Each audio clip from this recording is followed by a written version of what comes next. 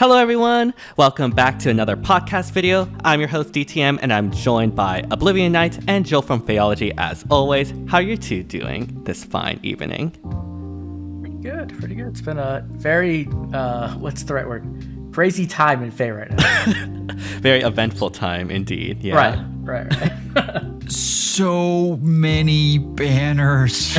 Oh my gosh. I mean, it's nice because it makes for good content and it keeps people going. But also, good Lord, give us a little bit of a breather here.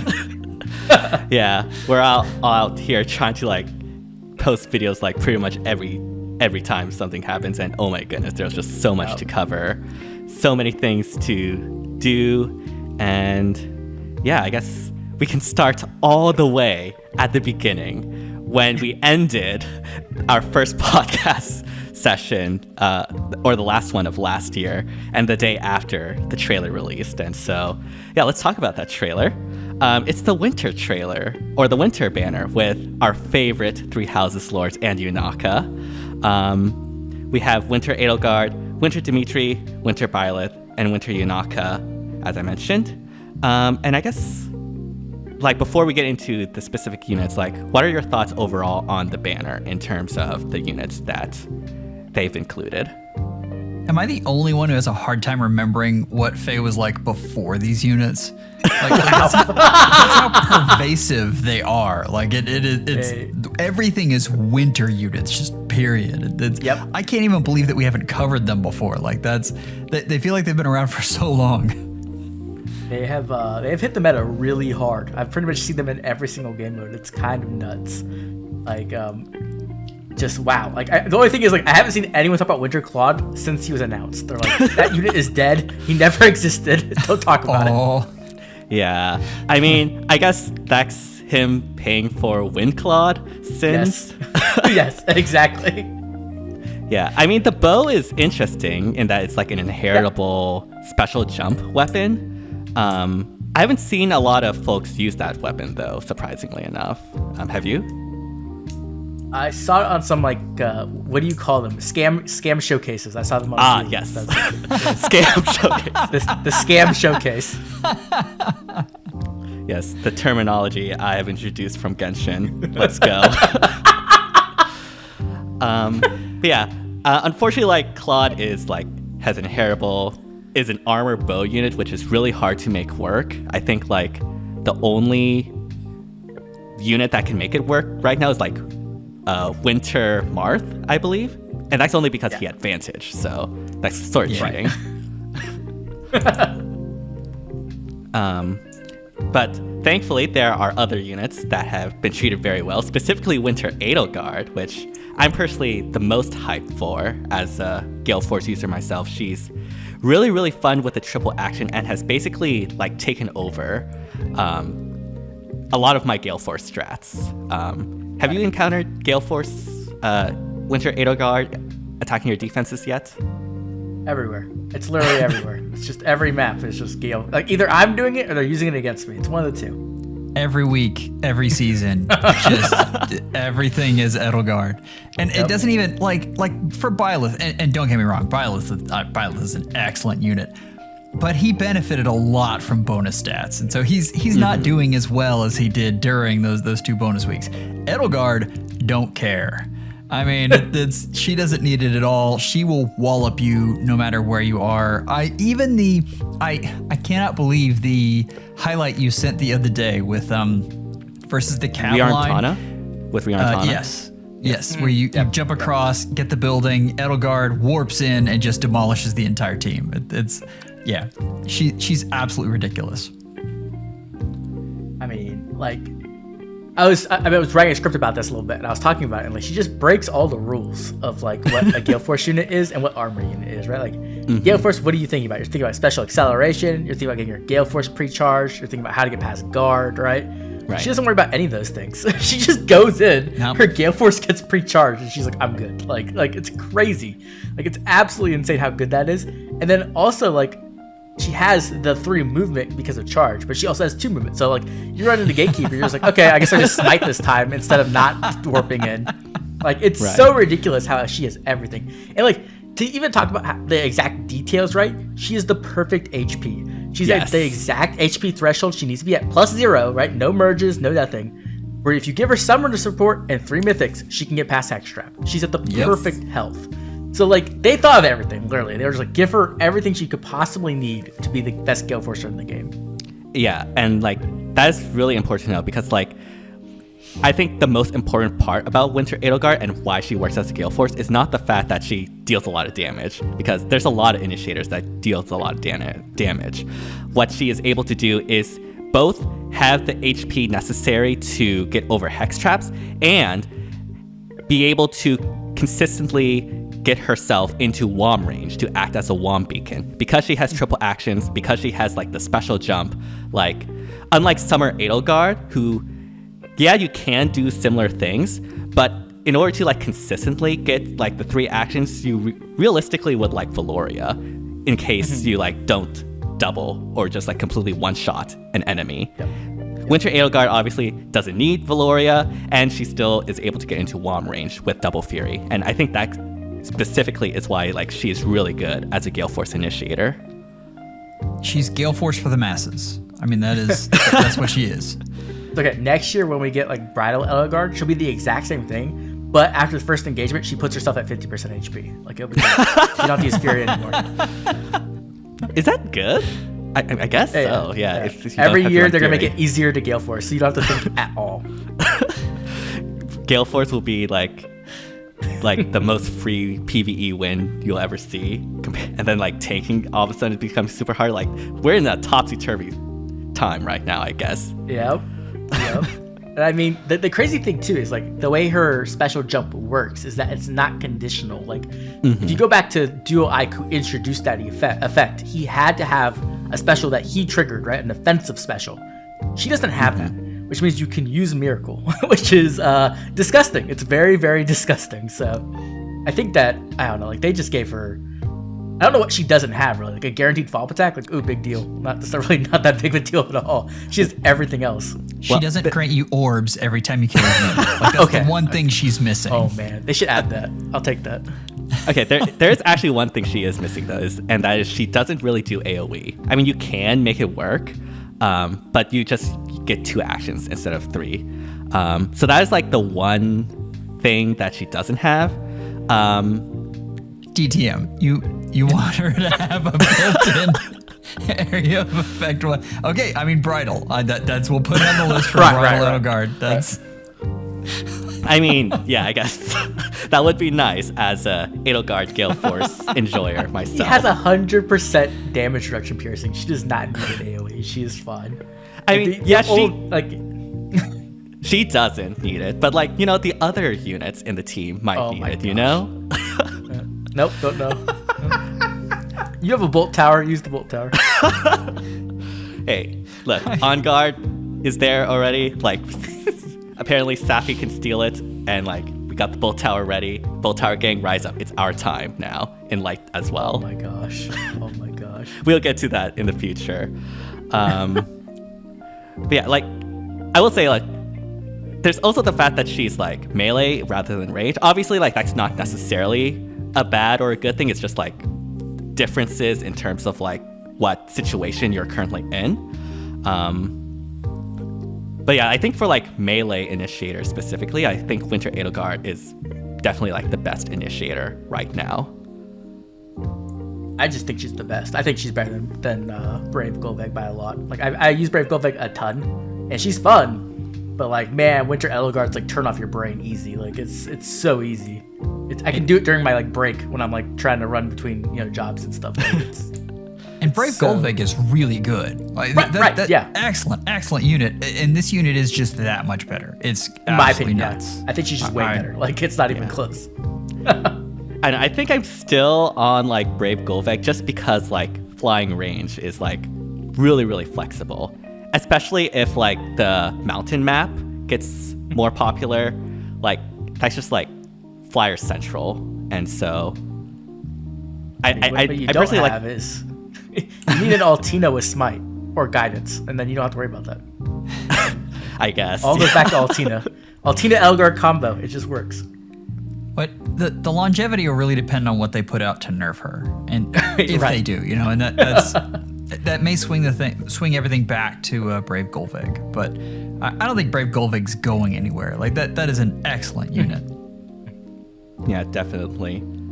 And I mean, if Winter Edelgard encourages more people to try out Gale Force and find that they're having a lot of fun with it, then honestly I think that's a pretty good. I don't think Winter Edelgard is a frustrating unit because most of the time it's you watch the defense replays. It's not like you going against an Edelgard. I guess unless it's the miracle one in SD, but I mean, I guess you can. I haven't seen a lot of Winter Edelgard in the most recent SDR. There were some in SDS, obviously. I saw nothing but Winter Edelgard. In SDR? Yeah, SDR, yeah. Wait. Oh, really? wow. Really? Yeah. Did she do anything? Because I found her really difficult to use on that map. The teams I was going against were very good with her, but they were also very, very merged. I said this is probably just my luck. So all the wailed out +10 Winter Edelgards coming at me with Alencia backing her up. I did see that. I did see that strat actually. Now that you mentioned it, yeah, there's a strat where you can get Alencia and then you have Edelgard warp over the little tile right there and start a rampage. So let's talk about the fact that this unit might be DTM's undoing. Wait, what? Well, here's the problem. If this unit gets really popular, then the more popular this unit is, the stronger the nerf is going to be. And so this may be the thing that finally stops Gale Force users. I mean, I think the only thing that could really stop Gale Force, which is not outside the realm of possibility, is everyone ready for an incredibly bold statement that has come back to bite DTM. Okay, here we go. The only thing that can really stop Gale Force, I think, is an expansion of warp bubble effects. And sure, we have Gatekeeper and Mur, I guess, but they're not exactly the units you want to include on your defense optimally, right? And so if we have more better units or just support, with skills or whatnot that gives out warp bubble, I think that would be a pretty big nerf to Gale Force. It wouldn't be impossible to overcome, but I think it would definitely hinder it a lot. If it was a C skill, then that would be tough. That would be really tough. I think also if they introduce a way to decharge specials after combat, the ones in Resonant Battles, I think it is that they have. Yeah. If they do that, then you're that would be a hard counter to Gale Force. I wonder how that would work with Winter Edelgard, because she has the special jump, right? And so I guess it'll just be whoever has it more, or that would actually be really interesting if well, it's after combat though, it's when you kill them it triggers. So it would go up to 5 and then it would get put back down to 3 or whatever. Okay, right. I see. Yeah, it'd be really bad. Don't do that, IS. That's mean. No, that's the bad kind of nerf. That's not Freyr kind of nerf. But that's the Freyr kind of nerf. I mean, hey, I mean, Golvig would be perfectly fine. I'm just saying if that happened. So yeah. Obviously, Winter Edelgard is not the only unit on this banner. We, of course, have to appease the Dimitri fans as well. We have Winter Dimitri with, once again, an Axe Cav, although a very interesting Axe Cav this time around. I personally didn't summon for Winter Dimitri, but I believe both of you have as well. What are your thoughts on Dimitri? He's way better than I thought he was. Way, way, way better. Oh my gosh. I mean, he's strong enough that for most units, even if they have Hardy Fighter, he can sit there and take a hit and be just fine. I mean, you're gonna drop him down in health, but he's gonna make it through the entire team. So many folks are worried about the other things right now, that Vantage is kind of a sleeper strategy, and that's really what makes him good right now. He's kind of counter meta. Yeah, Right. I think one of the big things about like tanking right now, because tanking is in such a bad spot, the best way to tank is to not get hit. So you just go in, you kill a target, and then you vantage sweep everything else. Now he can take a hit to an extent, right? Obviously, but like just being able to like even just tank the hardy bearing unit and then vantage sweep everybody else makes him really good. And also that foe penalty doubler like really works well with atrocity or barbarity or whatever it's called. Yeah. Because it just gives him a massive stat boost, which he really does need as a cav. Yeah, that was like my concern when like he had like that hidden sit play style. It was like, tanking is not as good as a cav because of like the lack of stats, but obviously with the foe penalty doubler and like just the natural debuffs, like that is definitely mitigated. And yeah, like vantage, as long as you don't get hit, and you don't encounter like any sweep or hardy bearing units, like you're pretty much good to go. Although you do have to be careful. I did encounter a replay where someone went in with Winter Dimitri on the Bolt Tower turn, and because Barbarity requires the foe's HP to be above 25% HP to get the Vantage, Dimitri didn't have Vantage, and so he just died in the middle there. That's hilarious. That's sad. That must feel terrible. Like, you're just like, what happened? I don't know. How many times is that 25% HP condition gonna bite Dimitri fans? I mean, just come on. Just remove it. We don't need conditions. Seriously. No, we pretty much don't. We've got Edelgard. Right. Yeah. Yep. I mean, he's. Oh, go ahead. But yeah, he's proven, like, for me, he's been really, really good in Aetherhead's offense. Like, he just works against a lot of teams. You do need him to have high enough HP where he can get past the Hex Trap. If you have that and then double smite, he pretty much is good. Like, he can even land on a Bolt Trap and be okay sometimes, which is kind of hilarious. Like, you just have to make sure they obviously don't go below 25% speed. But what will happen is, like, he'll go into vantage range and he'll just start healing himself between the fights, and he'll actually be okay. I've done it before. So it's a little bit scary, to be honest, but it works. And so I think he's actually really, really good in Aetherhead's offense, and he's also really good in Summoner Duels for some weird reasons, right? It's not like the most conventional thing, but like his combination of being from 3 houses, right, lets him work with T-Ira because Mercedes is there. So he can actually get the bonus movement. So he can be a 4 movement cav, which is just really what you want to do in SD, like pretty much all the time, especially when you combine it with Pathfinder. So I think he's proven to be like way more powerful than I imagined. I thought he was gonna be kind of niche, but I found him to, I mean, he's still kind of niche, but I found him to be very powerful in that niche, I guess is the best way to put it. He's a fantastic tech toy. Like, yes. Very, very good. And those are really fun units. Yep. Yeah, definitely. And like, sure, he's not gonna like take over like any meta, but like he puts in the work, and like you can definitely have a lot of success with him. Oh, and he also introduced no quarter, which is something like I think no quarter being able to get past damage reduction as a melee, sword, lance, or axe is really good on a lot of units, and I think it has helped a lot of units just be able to secure kills because that's something you really needed. And also it made Alencia better, so thank you, Dimitri. Like, she's now unkillable, or not. She kills everything, the opposite, except for legendary Crom, apparently. But we all have weaknesses. No. Mine kills Crom. Mine kills everything. That's what matters. I don't care about everybody else's. Who would you say is the best no quarter recipient or user, or like who is the most buff because of no quarter? What would you say? Rearmed Lucina, because then you can duplicate it. That's true. That's a great one. You just said Alencia. Alencia is a fantastic. Yes. That made her so much better. But I've got it on a couple different units. I put it on Thor. Yep. Like Mythic Thor, and she's the most amazing cleanup unit ever. Like, I had this annoying Zelgius out there. He's like plus 10. I was like, okay, Thor, just go in there and finish him off, and boom, gone. It was really weird. That's armor effectiveness putting in work. Yeah. Oh yeah. That's really. I also have it on Brave Crom. He works really well because he has special acceleration built into his kit. Yeah. So he works that one really well. And then also I think other Vantage units who can use that really helps too, because like one of the reasons why Altina was such a good Vantage unit was because she had DR piercing. So now that other units can use that, I think that's a big deal. Yeah, definitely. Like, at least for me, I think like the best, the ones that got like the biggest buffs from this are like obviously like melee calves, and then just like tanks that needed that DR piercing and didn't have other way to get it. Right. And Alencia too, I guess. Yeah, Alencia.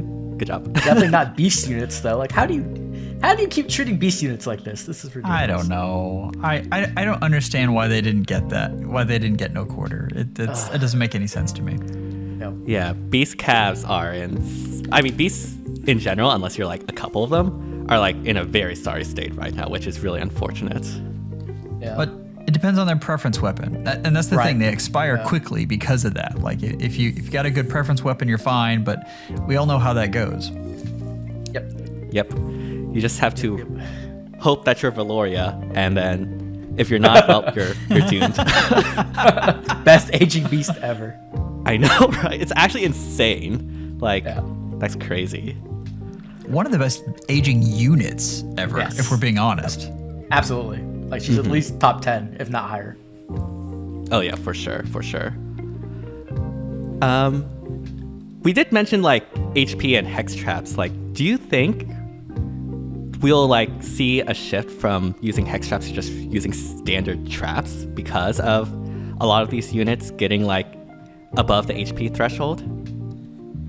Most of the rank 1 teams are already doing that. That's like the second Winter Edelgard came out, they switched. Yeah, it really depends on what kind of map you're using, but a lot of times like you have to just use the other 2 traps. Right. Unless you're like your map is very vulnerable to like ranged threats, because then disarm trap 4 kind of just like puts in work. Like it's Right. kind of like a hard place to just use traps at all right now. Yeah. I mean, like, traps were like one of the ways to like deter that, but it's becoming, I think, a lot less and less relevant as the years go on, which is interesting. It's okay. Next month we'll get Aether Brigades. It'll be the same thing, but on the bigger map, and then they'll give us more traps. I'll take it. Yeah, actually, I will too. I said it, and I was like, wait a second, I kind of like this idea. I'll take anything with real game play at this point. What? You didn't love what was it called? Auto Affinity? Affinity That was Mouse, the best game mode. Like, don't you see Shifting so the game much mode. Twitter posts? Like, come Oh on. my gosh. Oh. It was honestly, it was fine. If it hadn't been over 700 days since our last game mode, it would have been fine. But it's an event with no gameplay, and it just yeah. I don't think it would be fine. I don't want. Stop filling my game with useless trash. Give me actual things to play. All right. I mean, Tap Battle was more fun than that mode. I feel like they are trying to meet a quota. Like the boss puts out a quota, like you have to make a new game mode this many times. I'm like, okay, fine, we'll put something in then. Like Infinity auto battles. All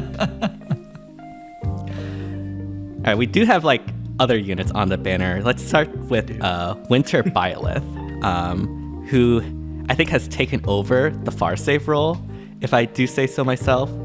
I think we can all agree that at least right now he's probably the best far save.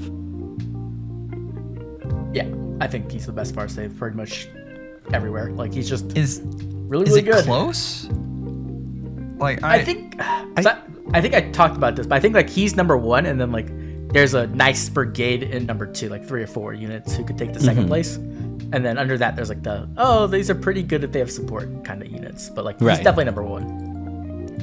And I think there's like some argument to be made that like some speedy far saves can work better in certain situations. What speedy far save could you be talking about, DTM? And no save in particular. No save with like insane action eco. No. But yeah, like I do agree, like Winter Byleth is the best far save right now. But like He's really there are a couple that are, I think, like not far behind, I personally think. Depending on the situation. I think like Bridal Tiki, Winter Zelgius, Brave Corrin, and High Investment are like pretty close. But you definitely need the investment, or you need like proper support. Like Zelgius really wants damage reduction, piercing, or having some way. So once you can give him that, he performs really well. Right. What do you think about Winter Byleth makes him stand out above the rest of the Far save? Oh man, I think one thing that people just haven't talked about much, NCD. NCD on the armor is so good. It's part of the reason why like everybody was so like up in arms about Ascended Theorem, right? And then everybody kind of forgot about it. And then it just makes Byleth so good because he can hard counter Legendary Hinoka, who's like pretty much the most dominant meta thing we had for months, right? And now he can just handle her, which is really nice. And then when you combine that with Scowl, he can handle Wind Claude. So he's just really much a direct counter to a lot of the most meta threats we've had for a long time. He kind of single-handedly killed the flyer line. A little bit, yeah. Yeah, I mean that's they're on their way out now, which is crazy. I thought they were gonna stay around for a little longer, but no. I mean, we talked about that before, but we were already getting into like the sort of hybrids of like flyer and cav lines, and I think like when Winter Byleth was what made it become like fully cav line, because the value of Claude and Hinoka like wasn't as there as much before. Yeah. We also like have, I think one of the weird things is like right in November we got the like all the high damage reduction calves that like were good, and then Byleth shows up and just pierces through all their DR, and now they're like, okay, what do I do with them now? Like it's like Duo Sonic is the only one that I felt like really has stood the test of time, just because she has such insane firepower. Weirdly, Beach Shamir. Summer Shamir has somehow held her value. Like it's been crazy. But I mean, kind of Byleth, the penalty support. Yeah. That's the supportive role plus what she does as a nuke. I mean, is really spectacular. But Byleth is to Saviors what I feel like Edelgard is to Gale Force. He's just got everything on there that you need. It's pretty spectacular. I have a question for you guys after we're done talking about the last unit on this banner. But Byleth is, and then he also has a duo skill, which like, it's not the most broken duo skill ever, but it's really good. Like being able to remove your armor weakness, being able to give your self-defense and res and adaptive damage and AoE protection, like it's very, very solid, right? So like I think, especially in SD, because like one of his weaknesses can be AoEs, but like if you play SD well and you understand how the opponent should be approaching you, you can pretty often predict when they use this duo skill to like maximum effect and really shut down their team. It was certainly easy on this last one. Like top of turn 2, everyone was hitting the duo skill and then laughing as no one could kill the unit. But the other thing go ahead. I remember I missed out on a kill by 4 because of that dual skill. I saw. But the other thing with duo skills is as they age, they still hold value in SD just as a stall tactic. Yep. And yeah, I think another thing that Byleth has really going for him that makes him the top is the fact that, you know, he can pierce through damage reduction, and like he has distant counter built in, and so like it's really hard to consistently double unless you have like miracle support, like 'cause a lot of nukes like rely on like their own damage reduction to be able to survive retaliations if they don't just outright one shot. And against Winter Byleth, that is definitely a lot harder. Yeah, I think too, like because he has distant counter in his weapon and he has Scowl in his weapon, he's pretty versatile when it comes to building too. So like, I think in the future when we get new skills that are like really good, like A or B skills, like new fighter skills, he's gonna probably be able to use them pretty well, which means that he probably will age better than an average save. I still think, you know, saves don't age very well, but I think he has the potential to age better. I mean, let's be real. We all know we were going to slap Hardy Fighter on him. All right, that's just going to already good. Yeah, it's already good. Hardy Fighter Distance Defense 4 is so good on him. It is. It's excellent. Yeah. Have you two found any use for Weaving Fighter besides just Winter Byleth base kit?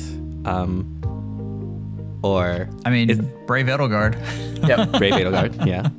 I've seen it on Winter Zelkius too, actually. Oh, nice. Well, that's an interesting one, yeah. He doesn't really need his follow-up attack. Like, he doesn't need a guaranteed follow-up attack because he has Brave, so like you can just get a ton of DR on him. Yeah, it will be interesting to see like what people do with that. We also have Winter Yunaka as the last one on the banner, and she definitely packs a punch and can like run away, and was featured very heavily this SDR thanks to certain pastas. Right. How was your experience facing against Winter Yunakas? So when I started playing SD the day before the event launch. So I was practicing actually, which I don't typically do, but I was having a lot of fun with it. And I was running into all the Asian pastas, which are pretty much just all Yunaka, right? And I found that Byleth just died. Like Byleth just died consistently because they were running Miracle Yunaka. And she would survive and then she'd kill him. And so I actually swapped from Byleth to Zelgius because Zelgius could get the kill on Yunaka because she just does so much damage on that map in particular because of the breakable blocks. Like even if you do have the movement, she still can get her 90%.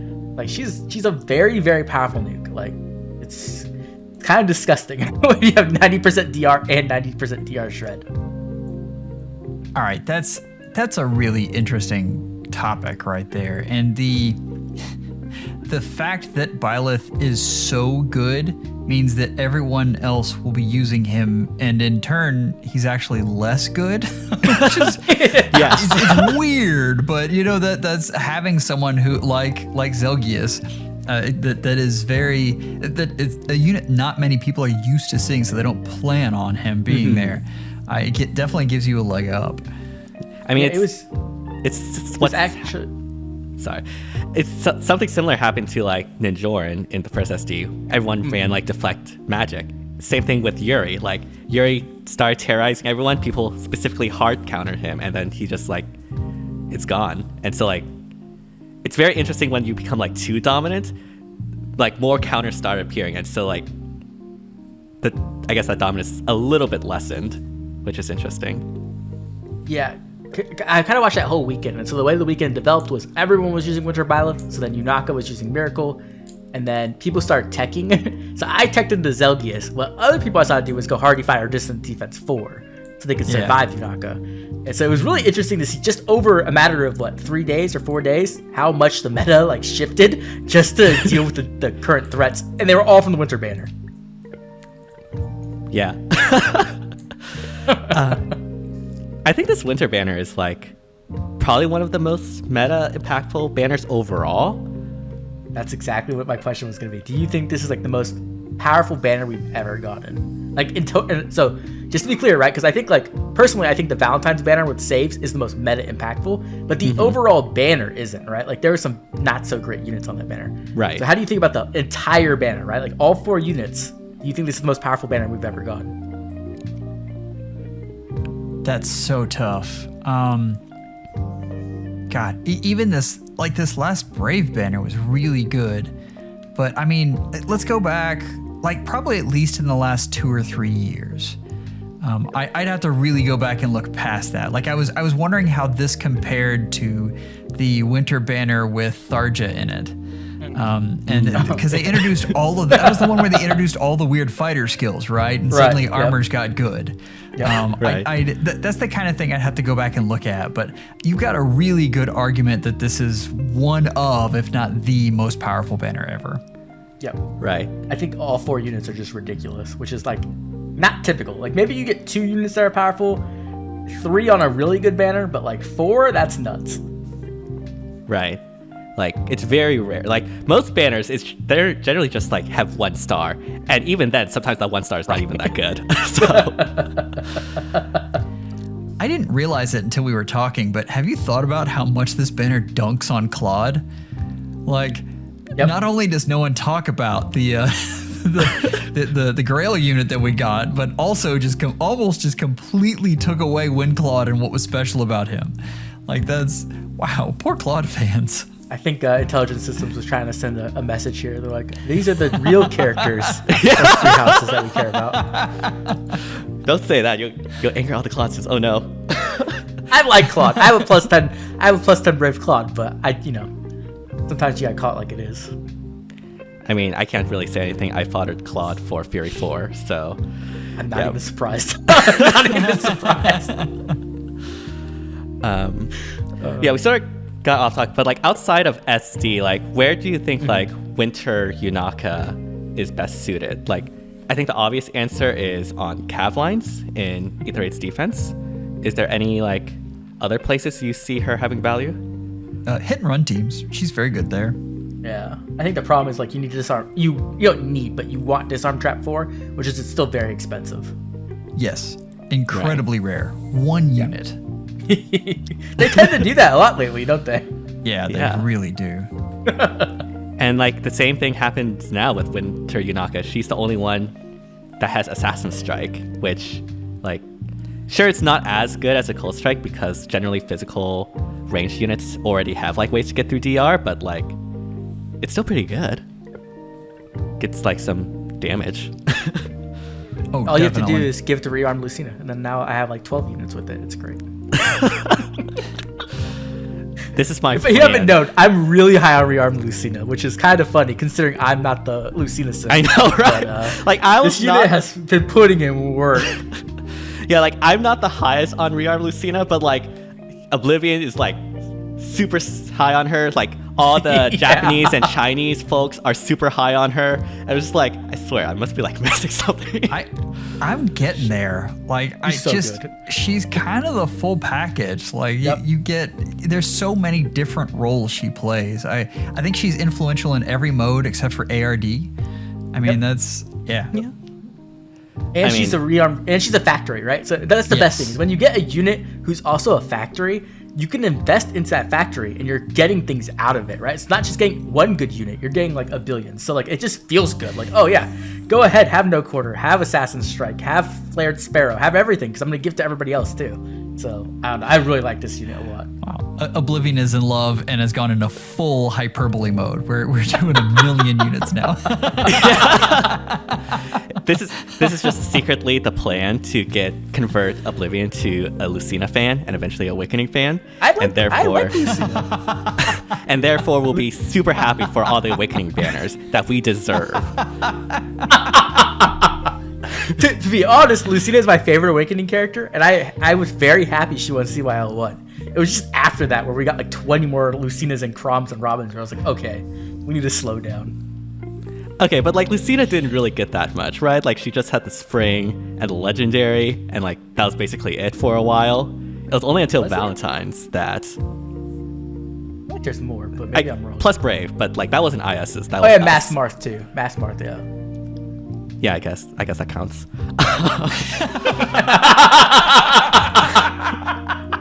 This is the same type of people who are like, Grima isn't Robin, it doesn't count. I'm like, okay. Grima isn't Robin. Like, they're literally two different people.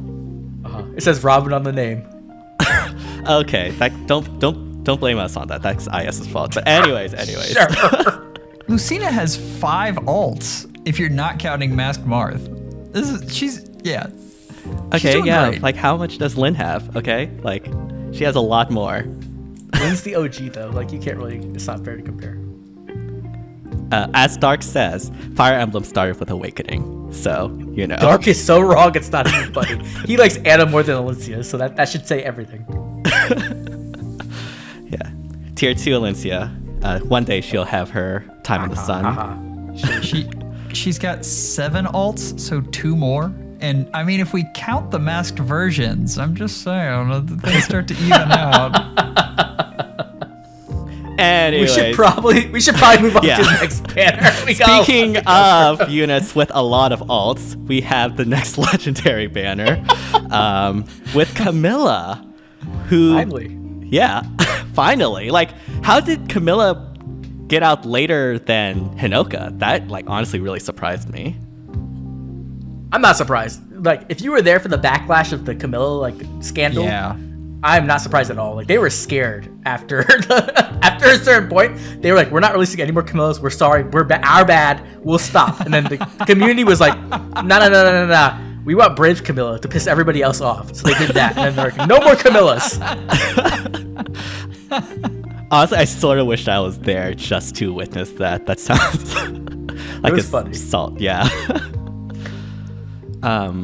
Yeah, like Camilla coming in with like amazing support with the damage reduction, having support, just a lot of burn damage as well. Like, where is she right now in terms of like the nuke tier list? Oh, she's pretty high, right? Like, she's at the worst, she's tier 2, I think, in my opinion. Like, at the worst. I've got her at the top. But I mean, that's not the big headline though. We've had so many nukes that are just that good. I mean, the headline is the support. It's pretty phenomenal. Yep. I mean, it's really like, oh my gosh, the fact they give out Dimitri and having as a support is like so insane, and on top of a really, really good unit too. Like, and the fact that she's a flyer, I mean, she's also adaptable, so you can put guidance or storing guidance. You know, like she's just a really solid unit, and I think she's gonna fit into a lot of different strategies. And we've already seen her impact, and it's been like what, a week or two. So like, yeah, she's looking strong. Yeah, she was like super present in SD. Like, obviously we had like the dark pasta and I guess the oblivion pasta, we can call it as well. But yeah, like I just think overall, like obviously there are units that I think nuke like a lot stronger, especially if they're built. But like I think Camilla is just a lot more versatile when as a unit, because again, she's a flyer. She can run guidance, soaring guidance. She's not restricted by like any terrains or anything like that. And yeah, like you definitely have to like make sure you tech into her or like tech against her. What would you say is like the best way to do that? I don't even know. Like she does, I mean, she could definitely not secure kills on save units, but like I don't know if that's even what you're worried about all the time. A lot of times it's not about just her killing things, it's about her giving firepower for other things to kill, right? Like she can give that power to Legendary Crom, and Legendary Crom now has 75% damage reduction. And you're like, well, how do you survive that? You don't. Like, you just don't. She pairs well with other units. Like it's a fantastic 1-2 punch. Alone, I don't think you're as scared of her. I mean, she can certainly do her share of damage, but it's when she's paired with other units that suddenly she gets scary. Yeah, definitely. Like, I will say, like, one of the ways that you can sort of, like, mitigate her, her specifically, not, like, the support that she gives out to others, is that obviously you have to, like, outspeed her so that she gets, like, less burn damage.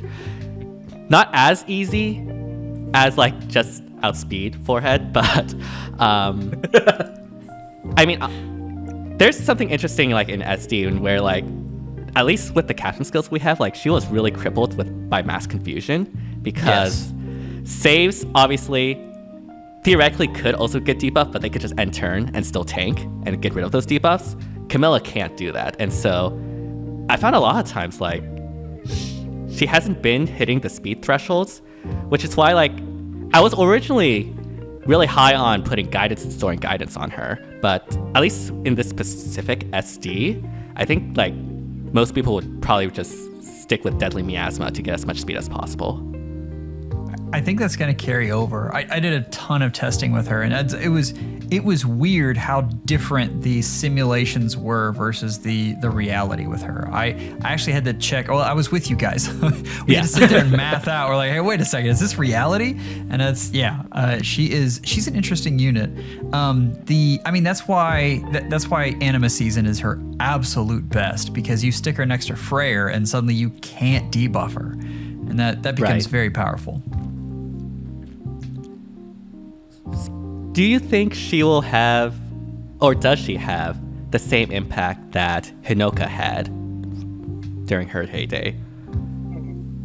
I don't think so. I think mobility is king, like overall more than anything, because it's more difficult to get, right? We've had nukes just constantly come out that just went up with the last one, right? So like, even though she offers really powerful support, like she's offering nuking support. So I think mobility support is more valuable overall. So I don't think she'll be quite as influential as Hinoka, but I do expect to see a lot of her. Like I just don't see that not happening unless like they just release skills that are like everybody gets damage reduction halving all the time. I think that's really well said. And just to put an exclamation point on it, mobility support is powerful enough to create its own archetypes. Yes. Like that's all you have to look at. It's insane. Exactly. Yeah. And like Legendary Camilla is not a unit that creates an archetype around her like Hinoka did. Like we have already powerful nukes, so theoretically like nuke support isn't as like meta creating as like, hey, flyers, you have charge now. Go ahead. We did talk a little bit of Deadly Miasma. Does anyone besides Camilla want this skill? Do you think? No, like, I've been having a hard time trying to figure out who wants this because it's a very good skill when you just look at it, right? Like a dull all effect and stats is really nice, and then you leave a terrain afterwards that's nice as well. The problem is just like we said, mobility is so good right now. Like giving up soaring guidance or guidance is like a lot of times you just don't want to do that. So I think like only really maybe on Aether defense when you're not worried about mobility, then maybe you'd use it there on somebody else. But like I'm honestly not sure who yet. I'll go out on a limb and say no. It's better on paper than in reality. I don't. Yeah. Now a unit may come along that really wants that skill, so I'd right. Like keep that in mind. But as in Next the meta right now, yeah, right. In 3, 2, 1. If miasma terrain is down, you automatically win. Yeah, I mean, I personally thought once like the once like the inheritance restrictions came out and it was like locked to flyers, like I was like, okay, the skill's like dead on arrival, like especially since like it also like sort of cancels out with Flared Sparrow too, and so that's actually a really good point. If defensive terrain becomes more prevalent, then miasma, because of the area it covers, could grow in value. Yeah, that's true. Yeah, I was really hoping for infantry to be able to use it, which sounds funny because infantry get everything. But I was just like, this could be an upgrade for legendary Ulm, and and Joshua possibly. So I'm like, oh, this is a double win. Like I need this, but it wasn't. No, I guess it wasn't. Which is also might have been an interesting Gale Force tool too. Yeah, that could be interesting. Yeah, like having like more stat swings to be able to get your attack checks and just get the damage could be interesting. Yeah, but I guess we don't live in that reality, so we just have to live with it. The one where no one's going to use it. It's the same reality where Flared Sparrow is usable by flyers and cabs. Yeah. Or not Flared Sparrow. What is it? Special Accelerations. Flashing Sparrow. Yeah. They need new naming conventions for these stupid skills and icons. Oh, yes. The icons. Don't get me started. Yeah. Wait, what? I could go on like a huge rant about terminology and icons, and okay, I'm not that's not this podcast. Maybe that'll be a video, but yeah, it's not good right now. But it's fine. We have more icons with Seiðr and her time script and time gate, I think, right? Time gate, yep. Yeah. We have the New Year's banner. And yeah, Seiðr. I know we have a diverse range of opinions here on Seiðr. So I guess I'm just going to start by asking, like, what are your thoughts on how good Seiðr is? I would just like to say that the day that banner came out, I was freaking out. I was having a panic attack. I'm like, this thing's broken. I went and asked DTM and Joel, and they're like, oh, she's situationally good. I go to Tacho, she's situationally good. I go to competitive server, she's situationally good. Except for one person. I want to shout this out. Don't Hurt Me was like as hyped as I was. He was the only other one. Everybody else was like, she doesn't seem that great. I would just like to say, after playing with her since she came out, she is completely and utterly ridiculously good. She is such a fantastic unit, and I think that she has a very high skill ceiling. So the better player you are, the better you can make use of her. And oh my god, was SDR fun and toxic because of her. Like, I love this unit. Every one of those people, me included, got bought into Seiðr, who, don't get me wrong, is an amazing unit, but in SD really fell flat. Like she was not a great SD unit. Still is not a great SD unit at all. And so in the back of my head, I certainly had that. I'm like, okay, cautiously go into this one. But yeah, I know you're right. She's absolutely bonkers. Everything about her is geared towards being, even if she can't use that end turn thing, she is great at other stuff as well, and can back her skill set up that way. All right, I'll be the anti-hype person here, I guess. I will say, like, she is pretty good, especially on this map where, like, she does have the safety to reliably end turn deep into teams. But what I found from a lot of at least the streams I've witnessed, is that I feel like she's like more of like a win more unit. Like she like capitalizes on advantages that you created and like makes it really hard for enemies to come back. If it's like more equal, like I was there when like we were against like on Satoshi's stream against like we were stalling it out until turn 5, and like even though Seiðr did provide value with the end turn, we really couldn't go in because their unit could knock out our save, and we didn't have cancel control. I was just about to say that. And if it wasn't for like Thor like randomly deciding to like go off to nowhere, like that would have been like a tie.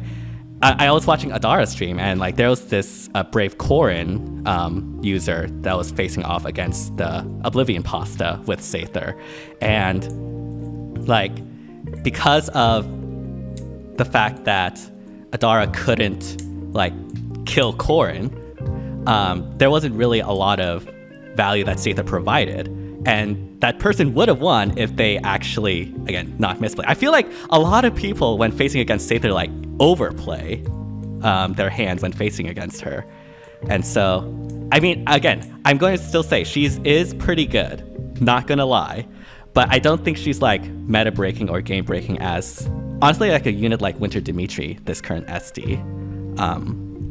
So yeah, here's I guess why that's my thoughts. She's better than you think. I think she's way better than you think. She is a fantastic counter to Winter Byleth. And Is she? I consistently saw that unit take out Winter Byleth. And you aren't shackled by that. You have the unsaid speedy Far Savior. So But yeah, that's she definitely does a great job with Winter Byleth. Both variants of him, by the way. I found her to be a much better nuke than I considered her to be. I thought she was gonna be kind of weak on the nuking side, and most of her power would be in the ending turn and like support side. That's what but I found thought. her to consistently be able to kill everything, almost everything. The only thing I couldn't get past was Maria. That was my only problem. Like I ran into Akutsu's +10 double save team with Maria, and I could kill a +10 Corrin. The only reason why I couldn't kill the +10 Corrin with max investment, everything hardy fighter, was because of Maria. That was the only thing stopping me. Like, and she's a +0 Seiðr with Stillwater 3, not even Stillwater 4. And her seal was Phantom Res, right? Like, this is not an attacking Seiðr by any means. Did she has have trouble? a lot of firepower. Did she have trouble versus Zelgius? I thought she did. It depends on like the build, but yeah, you can get past Zelgius. Like, it depends on how defensive the build is. I think her nuking capability is good just because like she is brave, and the brave is like naturally really good with like modern units. And true damage. And true damage, yes. Which obviously provides a lot of value when you can brave attack. But I don't think her nuking capability is like that good. Like, I mean, my one reference is I don't have Seiðr, so all I can reference are like the streams I've watched. But like, I don't know, Seiðr wasn't really doing the crazy nuking things that you guys are mentioning. Like, I've seen her fail to kill Winter Byleth. I've seen her fail to kill Brave Corrin without Maria. Like, I don't know. It's interesting. The thing is, she takes time to like. So she's very interesting, right? Because she gets better over time. So as more turns go by, she gets stronger. But you can cheat that by popping her duo skill. And so the really interesting thing is if you're like really good player, which I think that duo state that requires. She doesn't require. She has a really good. She has a high floor, but she has a higher ceiling. And so if you use her and she's like okay, then it's probably because you're an okay player. You're not that good. That's just the truth. Like, you need to go practice.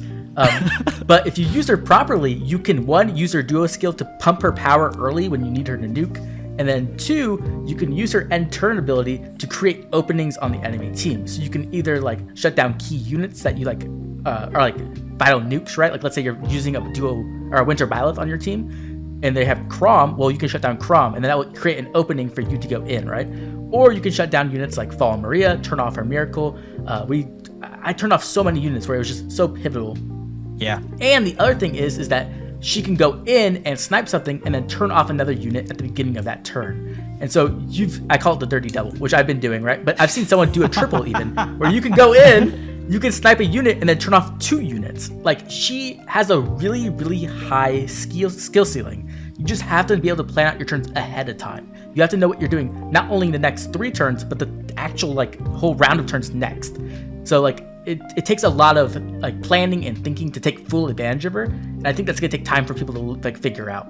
Now, to be fair to folks who maybe didn't use her well, she plays differently than any other SD unit that I've encountered. Yep. And so it like when Oblivion's saying practice, like that is a legitimate thing. Blah, blah, blah, blah. You also need a good opening, because I saw so many people doing a different opening than me, where they use Seiðr to like just position one of their units on the first turn, and they're like, okay, Seiðr's there, right?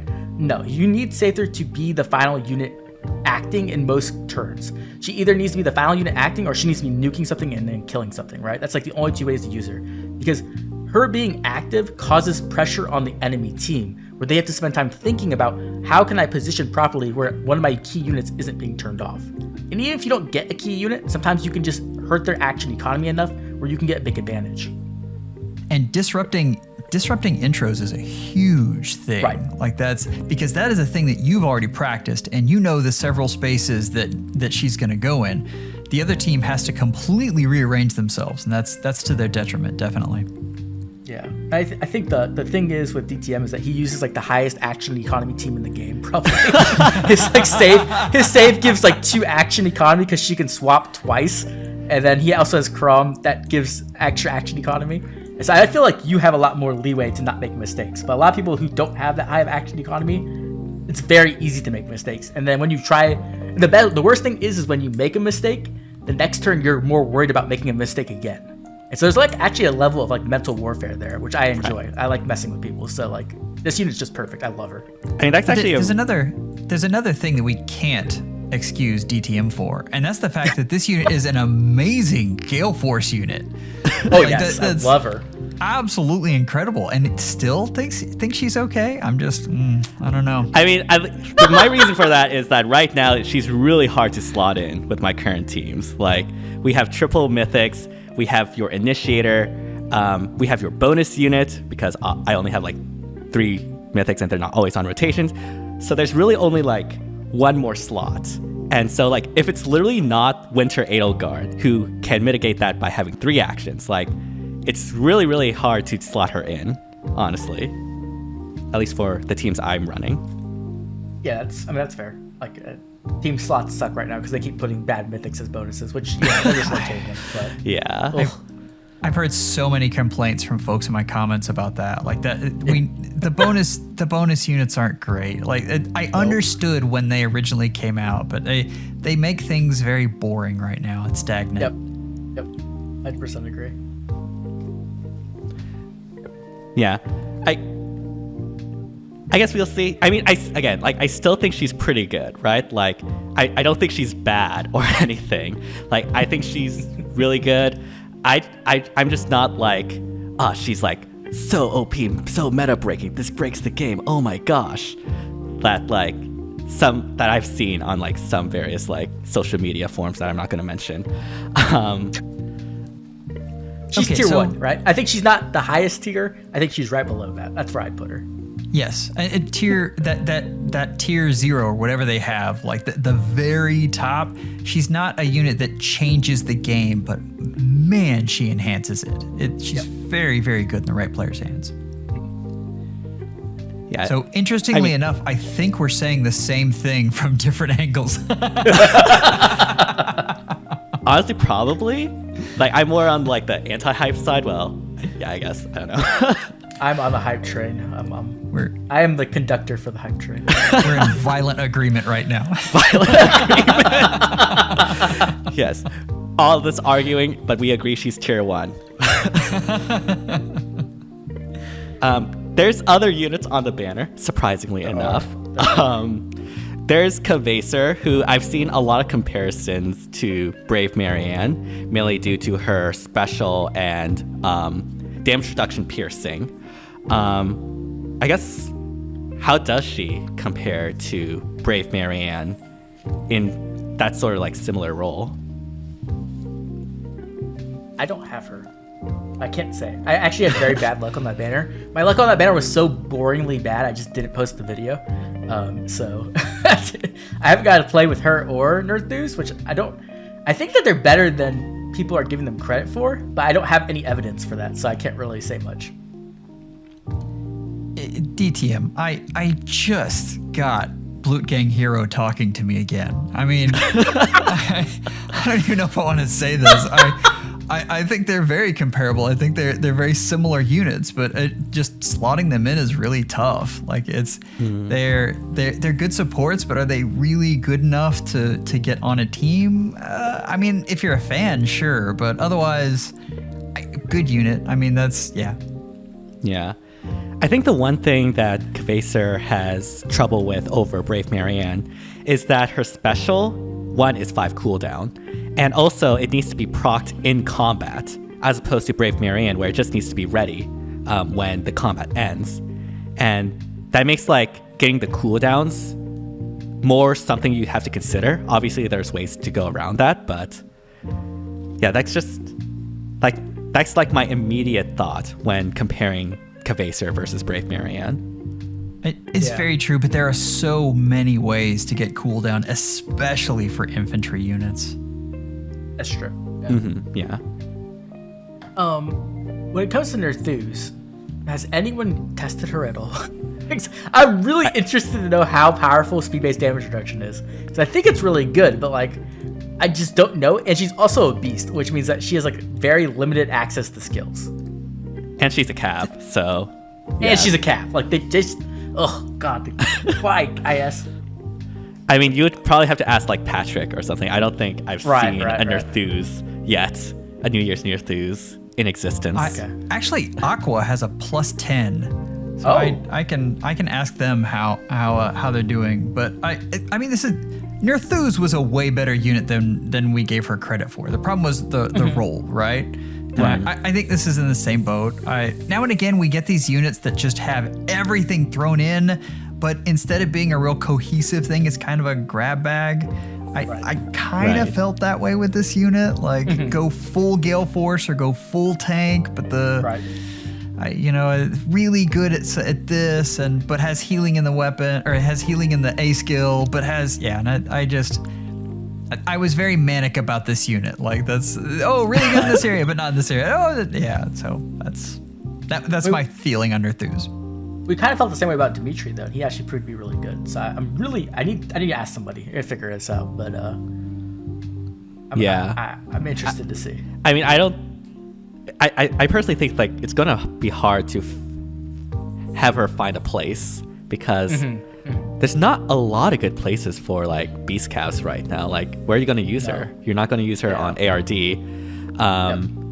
ARO you can work if it's like Gale Force or Hit and Run, but there's some anti-synergies with that, with the A. I don't know why they put healing there. It's so annoying. Attack speed wild would be so good without the healing. Like, come on, IS. Like, this is literally an addiction. This is like, what, the second, third time they've done this? Like, why? It needs to stop. What if they had put recoil on there? I mean, that would have been amazing. True damage or anything. Like, geez, like, just give us something.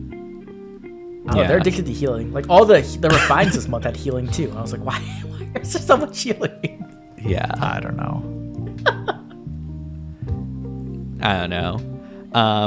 But yeah, like, again, like, unfortunately, like, I haven't really seen a single Nerþuz, so it's hard to say like how she is, or maybe like the fact that she's rare is already an indication of how good she is. I don't know if that's the case. I think it's more like that winter banner was so broken and there's 4 sparks, so everyone's like broke. That's exactly right. I mean, that was. This is a great time for sleeper units. Yep. Because everyone is so focused on the power spike that is the winter banner. Yep. Right. Yeah. Sleeper units, they definitely can exist, and with this most recent banner, there might be a couple. Or maybe not. Like I was being generous, okay? Like I was trying to be nice to, Thracia fans have been suffering for so long. Oh man, they're in a corner. They're like pushed in the corner. They are rabid. They're mad. You say anything bad, they have a gun. They're like, I'm gonna shoot you if you say something bad about Reinhardt. What do you mean he's not the best unit in the game? I mean, Reinhardt has Brave, and he's a cav. It's just like OG Reinhardt. Surely that means he's going to take over the meta again, right? Right. He's as powerful as Sanaki. That's. I wish. Yeah. I feel like they really did him dirty, to be honest. I definitely feel that way. Like, he's not like terrible, but he's definitely not comparable to the other cavs we've been getting with Braves, right? Like, they could have done a lot more, I felt like. He's fine, but he could have been really fun. Right. Like that's the thing. Like they could have put some really fun things on there, and they kind of went safe. Right. Even like, okay, let's keep the unit exactly as is and move Brave over into the tome. My god! Some of these units are just bonkers, right? and that's really fun. And I've got to say, compared to the nukes right now, I don't think that would break the game. No, it wouldn't. It'd be really crazy. It'd be probably the best arcane weapon, though. That would be insane. Yeah. Oh, player face, definitely. Yeah, player face. Yeah. I think, like, I don't know, like, because I think one of the big problems is that arcane Euphoria, I believe it was, had the true damage on it. I believe so. Instead of that, we got special acceleration, which is good, but it's not as good. Like, I would rather have just double true damage. I would rather have 50% true damage on the weapon and 15% true damage on his skill. Or hear me out, IIS. You could have changed the true damage on his skill to piercing. Yes. Just, maybe. Yes. Yeah. The lack of piercing, is really hurting him. I had a lot of people arguing me about that. Like, he has so much true damage, though. And I'm like, yeah, but when you run into like a Winter Byleth with 80% damage reduction on every hit, that doesn't really equate to much. You have to understand, damage reduction is broken right now. That's why there's so much damage reduction having in the metas, because they just keep pushing the numbers higher and higher. Yeah. Like, unfortunately, Rearmed Reinhardt is just okay. And okay doesn't cut it. So... Right. Oh, that's another thing. Yeah, that's another thing. People got mad because they were like, you said you didn't want power creep. And I'm like, yeah, I don't want power creep. But when power creep exists, the problem with it is that you have to compare everything to it. That's just how analysis works, right? You can't ignore the power creep in the meta. You have to compare. And so, I'm not going to pull for a unit that's bad, or not even great. It's just not going to happen. Sorry. Like, I'm not going to pull I'm not going to give IS money when they don't release power creep, because to show them, like, hey, I like this. Like, it's just not going to happen. Yeah. Like, if these characters are not powerful or are not our favorites, like, what do you expect? Like, we're not going to summon on that. Right. Exactly. Especially with all the banners coming out, right? Like, for all I know, Athos and Nurgle are coming out at the end of the month. I need to save every orb. Like, I'm on copium. Yeah. Obviously, Reinhardt was not the only unit, or not even, the most interesting unit, in my personal opinion. We got 2 staff units, which were pretty interesting. Why would they do that to us? I was like, maybe I'll pull for Tina and color sharing staffs. I'm like, oh. And you guys realize this makes the colorless pool even worse. Yes. Yep. Why? They hate us. Like, how dare you like colorless units? How is Tina? Because I think Tina is definitely the one that has been getting the most attention, just due to the various scenarios you could theoretically have her do. How well do you think that would translate in practice to the competitive modes we have right now? I really think she's Citrine.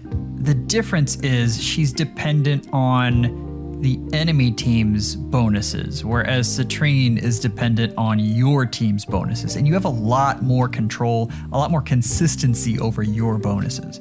But honestly, this is the kind of unit that I would like to see. I don't think this is power creepy.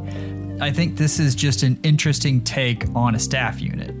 So I like the design. I think this is a fun unit. I made sure to get a copy, and I'm going to try her out on defense. But the thing I love most about her is the memes are just hilarious. They're great. Oh my god. Yeah, I mean, I kind of agree. Like, when I was doing my banner reveal, I wasn't sure if she'd work in SD. I didn't think she would, but I wasn't sure, so I didn't want to say that. Like, I didn't want to tell everyone, like, yeah, she won't work. But she doesn't work in SD, so I don't really feel the need to have her, as I'm not like a really big Thracia defense player. Like, I play it, but only because I have to. So I was like, okay, she's very cool. Like, she's very unique and annoying, but I don't know. Like, I don't feel like I need her. Right. And I think like we were having this conversation when comparing her to Citrine, is like Citrine is really, really cool, but like you don't really need her to succeed. Yeah. And like with Tina, it's the same way. And like, again, like I really like the design. The fact that it doesn't work in SD is obviously like a really huge blow to her viability, because like she would actually be like really insane in Summer's duels. Yeah. But I don't think she would break the mode either, is the thing. Like I think you could have made her function in SD, and I think that would have been fun. Yeah. Yeah, like I don't think it would have been scary. It would have been really scary. I think it would have been really fun, but unfortunately we don't live in that reality. So yeah, Tina is unfortunately deadweight in SD, which is really unfortunate. But like I've seen a lot of rumblings of like ARD archetypes that could potentially be trying to slot her in. I do think the current archetypes with like Cav lines and stuff, it's kind of hard to slot her in. But if we like return to like Catria balls or like more like defense teams that are like clumped together, like she's obviously a lot more like slottable there. But yeah, she's interesting, and that's I think really all there is to it, honestly. I think the other thing is that she did introduce a new like healer B skill, so it's good to see that they're still giving healers things. Like even though I'm not in love with this one, to be honest. I think I like Poetic Justice a little bit more, but I'm just glad to see new healer skills. So like let's just keep doing that. Yeah, and Wrathful Tempo, I believe, is infantry locked, right? Yeah. That's a good question. I don't know. I believe you're correct. Okay. Is there any healers that would appreciate that over Poetic Justice? Okay. No. You have to have slaying. If you don't have slaying, like it's not that great. Yeah. One day we'll get that arcane staff. Exactly. One day. I just checked. It is infantry locked. Okay. All right. Infantry has sole exclusive use over tempo, I guess. We also have Safy, Safy? Yeah, Safy. Yeah. Sorry, I don't know these characters, so I don't. Same. Safy's interesting in that she can like cleanse debuffs and heals. Do you think there's like any place for her, or is it just like a neat effect in something like I guess Seer Snare or something? I didn't check on this. She helps out Catria balls a lot, doesn't she? Technically, like the problem, right? Okay, so people were comparing her to Freyr in my comments, and like saying like she's so good, she's like Freyr, she can let you use Catria again. And I'm like, well, the difference first of all is that Freyr's a mythic, right? So that's a mythic slot already. Freyr is a good unit, and Safy does nothing other than that. Like, she has no nuking capabilities whatsoever. So all you're really getting is some stats and then the healing and cleansing. Which honestly, when you're coming to Thracia's defense, the slots are so competitive. I wouldn't use that ever. Like, there's just no way. Yeah, and like we have Freyr in Astra and Anima already, and that's like the mode that's like the season where Elamine is. Like in Light and Dark season, there is no Elamine, so like there's no way to shut down. There's no false start to worry about. So yeah, like I feel like Safy just doesn't really have a place to be used. Like her effect is pretty cool, but yeah. This was one of the banners of all time, as you can tell. It was super underwhelming. Oh my gosh. I think that's fine though. Like, we all appreciate these banners, you know, where there's not much going on. don't have to think too much. Yeah, no, I like it. I don't have to spend orbs, and also it's Thracia, so I don't have to worry about like pulling my favorites. So Yeah. it's a double win for me. That's the thing I'd say to the folks in Oblivion's comments. It's okay that not everyone loves this banner. Like it's perfectly fine that IS puts out a banner that everyone's like, it's okay. There's nothing wrong with it. Like we want more of that. We're kind of tired of every banner being, oh my god, this is bonkers. Right. Right. No, definitely. Yeah. I mean, those were all the banners, but we still have like the remixes and refines that were released on this update cycle. I know this one was really hyped because Legendary Corrin, after so many delays for whatever reason, finally got her remix and refine. Of course, there's also like Legendary Lucina and some other folks. I guess, what's the refine or remix that stood out to you the most from the current batch? Merrick. No one agrees with me. Like very few people, but I think Merrick actually got the best refine. Like he fits most well into the current meta, is I guess the way I'd put it. And this is young Merrick, right? Correct. Yeah, young Merrick. Yes. Actually, this does. Yeah, I'm with you on that one. Corrin, listen, Corrin fans, it's not that Corrin got a bad refine. Right.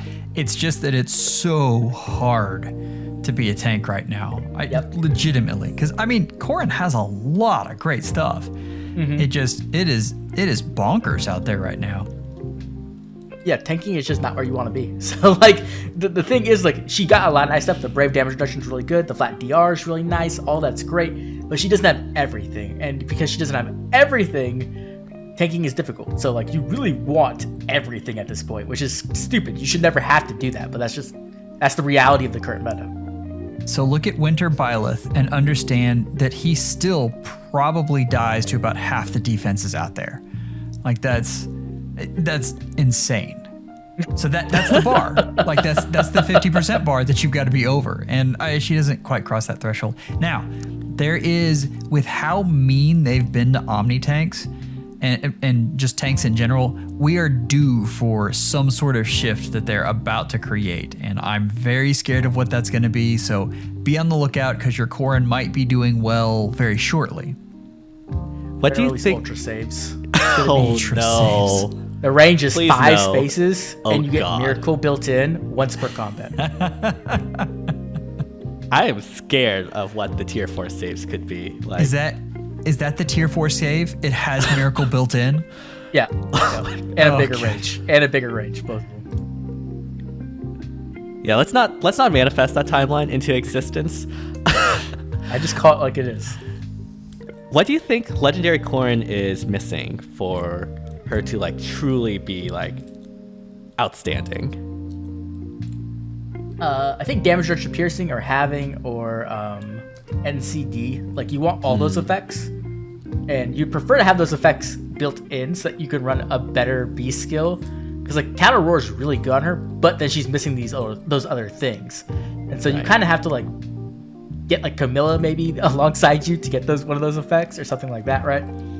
If they ever release a good NCD support who offers like stats, healing, and NCD, like that would be amazing. Mythic Sephiron, just saying, like, come on. But like, there's just it's really hard. Like, no matter what you do, there's always another unit who can kill you in the current meta. There's just such a large variety of nukes right now. Like you have Winter Claude, who's like really big in specials, right? And then you have like Duo Sanaki, who's brave with lots of Drew damage and damage reduction piercing. You have Yunaka, who has a ton of DR and DR piercing. So like it's just nukes are just too strong. Like I don't know what they were thinking when they just kept pushing nukes over and over again every single banner.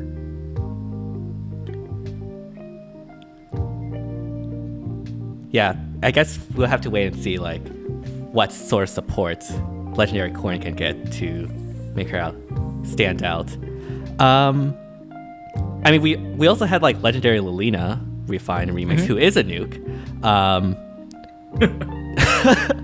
I guess like the two opposing sides there. I thought she got a pretty solid remix and refine. It wasn't like amazing or out there, but it's solid. It's workable. You can make her work. Yeah, right? I agree. She just needs damage reduction piercing too. That's the only thing she's missing really. Yeah. It's we go back to the same thing we've been talking about. We just went through this huge spike for nukes, and because of that, everyone else kind of pales in comparison, and it's tough because it's a good refine. It just, does it hold up to Duo Sanaki? I mean, it's a very high bar. Yeah, it's a very high bar. It's the bar right now, though. Yep. All right. Well, at least, she's like still usable. Like, we really have to pour one out for all the Layla fans out there. IS did not fix the one issue that she was having, which was that she doesn't work against saves. And yeah, that is really unfortunate. Yeah, they just hate us. I don't know why. Like, I don't know what we did to them. 10 Layla fans, but man, that's all they had to fix. If they would have just made that work, I could have made it work some way. But they were just like, nope. I wonder if they just don't know about it. Like, I wouldn't be surprised if they just didn't know it existed. I think like, what do you mean it doesn't work? Weapon doesn't work? I think they know about it. I just don't think they really care. Yeah. I tried to find a nicer way to put it, but yeah. Yep. Sad day for Layla fans. Don't worry. You can use this as a rallying cry for CYO8, which should be happening in 9 days or something. Yeah, probably. Oh my god! Imagine if Layla wins CYO. I don't know how I'd feel. I'd be very conflicted.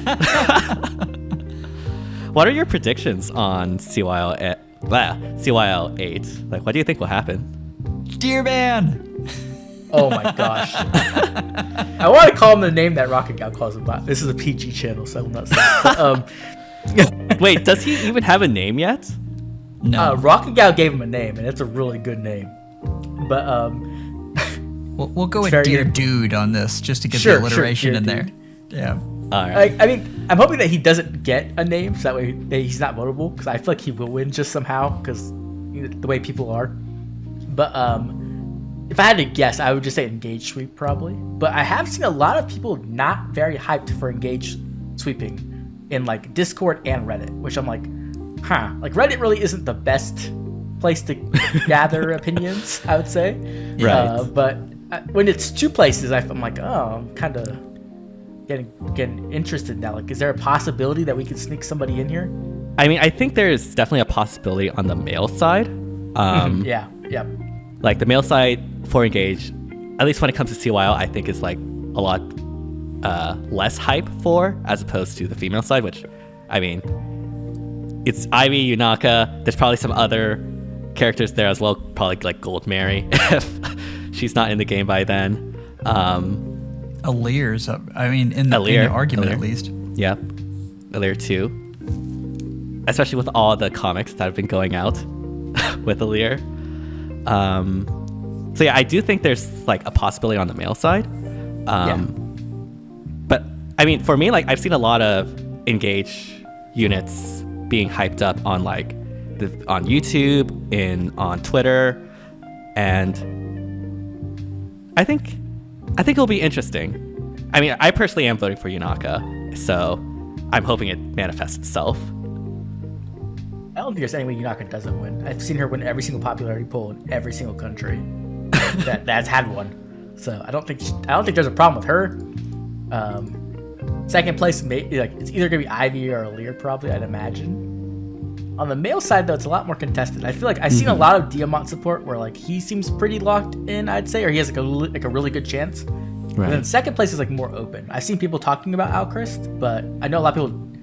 He's more of a polarizing character, in my opinion. I've seen a lot of people who really love him, and then there's people who don't like him. So I'm interested to see how well he performs. That's the one I've seen the most support for, those Alchrist, other than Diamant, really? Obviously. But okay. But again, I mean, we're going against these little slices, slices on Reddit and slices on Twitter and slices in Discord. So it's tough to tell. Exactly. Yeah. But if you want to vote for Zelgius, I won't stop. If you have any one dream scenario happen for this upcoming CYO8, what do you wish would happen? You could pick anyone? Is that what you're saying, pick anyone.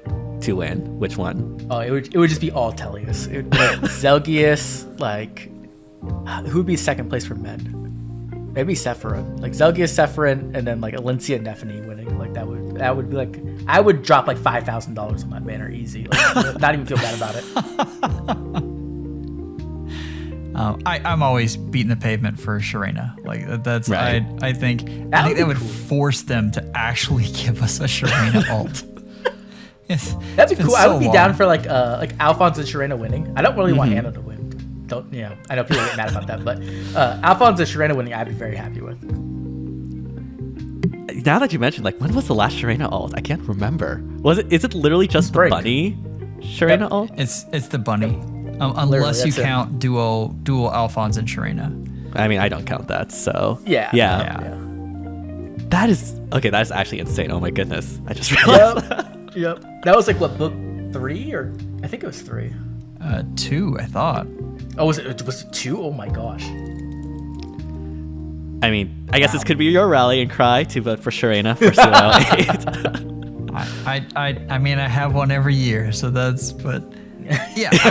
The problem I keep having is that she keeps getting top 10, but they're just ignoring her. So right. Yeah. Like, My hopes are not high. Why would we give Sharena an ult when we can give Ileana an ult and a Resplendent? Well, I really think they believe that Sharena and Peony they consider them the same character. So you wanted a Sharena ult? What? Here's a Peony. Yeah. Sometimes it really does feel that way, which makes no sense, but yeah. I will say, I really hope this upcoming CYL 8, they will actually show the midterm results this time. Yes. Because, oh my goodness, last year's, because there was no midterm results, like the hype was just not there. The rallying, the campaigning, the hype, it was not as good as the years before it. That's why Felix lost. Like, I 100% believe Felix lost because of that. Like, because everyone I talked to was like, I'm not voting for Felix because he's already going to win. That was literally the comment I got every single time. Like, I don't need to vote for him. He's going to win. And I was like, no, I don't know. Like, we should vote for him, guys. And everyone's like, nope. We don't need to vote for him. He'll win. So, I blame my ass. Yeah. All right. Here's my wild prediction before we end it off, because we have been talking for like around 1.5 hours.